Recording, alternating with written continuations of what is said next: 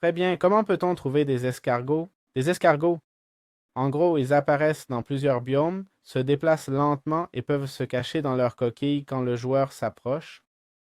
Théoriquement, ils peuvent grimper sur des surfaces verticales et être ramassés avec un seau vide pour avoir un escargot dans, ou plutôt un escargot dans un seau. On peut les élever et les teindre, théoriquement. Je vais prendre une teinture pour voir si c'est possible directement. Effectivement.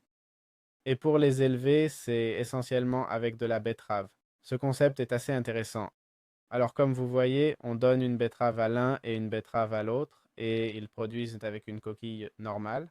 Ah non, regarde, ils pondent des œufs d'escargot. Donc voilà. C'est important aussi qu'ils peuvent laisser tomber leurs coquilles et avec ça fabriquer la pierre de coquillage. Et avec la pierre de coquillage, on peut créer toutes sortes d'éléments décoratifs dans le mode, d'accord?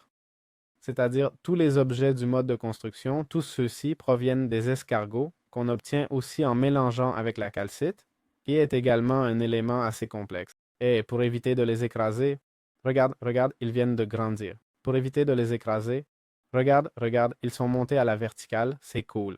Ils mettent 5 minutes à monter et en théorie, on peut les écraser, mais je n'y arrive pas, hein. Ah, regarde, il est assis maintenant, ils se sont fermés, hein. Ils se ferment s'ils te voient, mais je ne les écrase pas trop, hein. Bon, pour éviter de les écraser, si le joueur saute sur l'escargot, il peut mourir, d'accord?